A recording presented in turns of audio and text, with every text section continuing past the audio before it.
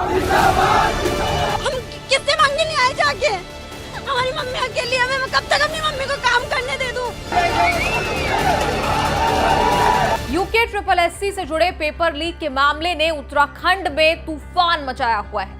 छात्र सड़कों पर हैं, सीएम फिलहाल तो कुर्सी पर है, लेकिन सड़कों पर ये छात्र कहीं कुर्सी ना हिला दे। मामला ही कुछ ऐसा है। सरकारी भर्तियों में धांधली का ऐसा कच्चा चिट्ठा सामने आया है जिसे देखकर आप भी पूछेंगे, भाई कहां से आती हैं ये स्कीमें?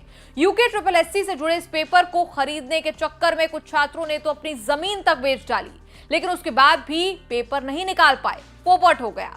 ऐसा हम क्यों कह रहे हैं, आगे आपको पूरी कहानी में समझ आएगा। आप देख रहे हैं न्यूज तक, मैं हूं निधि तनेजा। ये जो आप प्रदर्शन देख रहे हैं, ये हाहाकार अब किसी एक एग्जाम में गड़बड़ी को लेकर सीमित नहीं है।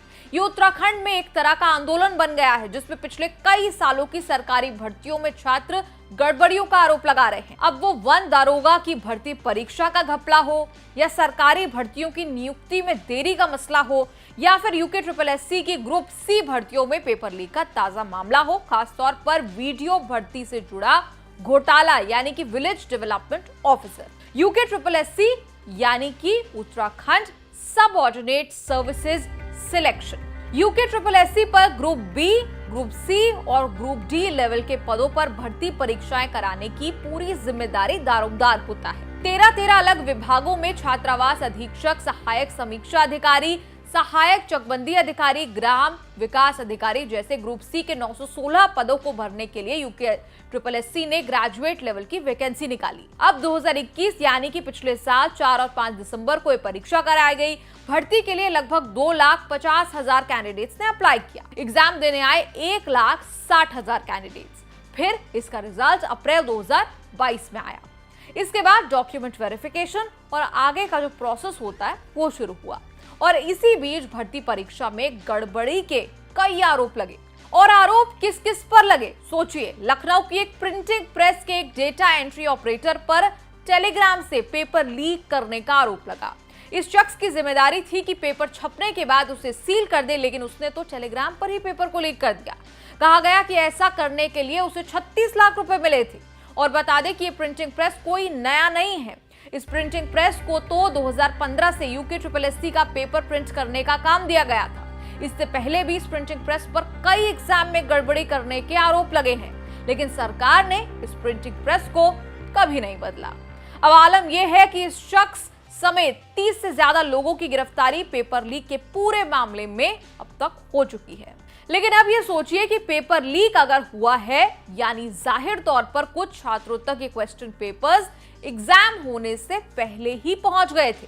स्पेशल टास्क फोर्स यानी STF की जांच के मुताबिक 260 ऐसे स्टूडेंट पाए गए जिन्होंने लीक हुए क्वेश्चन पेपर को 15-15 लाख रुपए में खरीदा। लेकिन इस एक पेपर को खरीदने के लिए छात्रों को काफी कुछ बेचना पड़ा।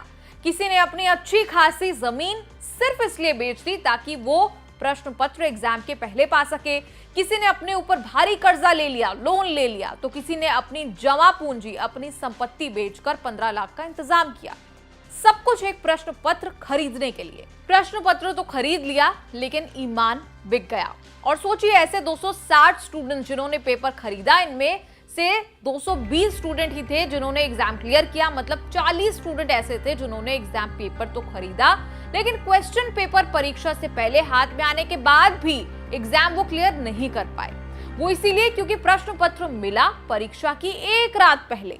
फिर आंसर रटने पड़े। जिसने रट लिया, जिसने फायदा उठा लिया, उसके पास वो पास कर गया, और जो ये 40 थे वो इसका फायदा नहीं उठा पाए और हो गए फेल। कहा गया कि पेपर की एक कॉपी के कथित तौर पर लखनऊ के निजी टेक्निकल सॉल्यूशंस फर्म के मालिक और एक कर्मचारी के स्तर पर लीक की गई थी। मामला सामने आने के बाद सरकार ने इस कंपनी के साथ करार तोड़ लिया था। वहीं 30 से ज्यादा लोगों की गिरफ्तारी इस मामले में हो गई, लेकिन घोटाले के मास्टरमाइंड के रूप में हाकम सिंह की पहचान हुई है। हाकम सिंह पहले उत्तरकाशी जिला पंचायत के सदस्य और भाजपा का नेता रह चुका है। मामले में गिरफ्तारी के बाद पार्टी ने उसे बाहर कर दिया था। इसके अलावा 200 करोड़ से ज्यादा के इस घोटाले में हाकम सिंह के करीबी सहयोगियों में यूपी के चीटिंग माफिया सदस्य केंद्रपाल, चंदन, मनोज जोशी और जगदीश गोस्वामी शामिल रहे हैं। उनमें से अधिकांश ने कथित तौर पर कम से कम 50 करोड़ रुपए की संपत्ति बनाई, गलत तरीके से धन अर्जित किया। कथित तौर पर पिछले 10 सालों से वो इस धंधे से जुड़े हैं। इस घोटाले का मुख्य आरोपी माने जा रहे हाकम सिंह उत्तरकाशी का रहने वाला है। 14 अगस्त को एसटीएफ ने उसे गिरफ्तार किया था, लेकिन छात्रों का गुस्सा अब इस किसी एक मामले को लेकर नहीं है, पिछले सालों में कई एग्जाम में गड़बड़ी को लेकर है। इन छात्रों की मांग है कि इसकी जांच एसटीएफ नहीं बल्कि सीबीआई करे।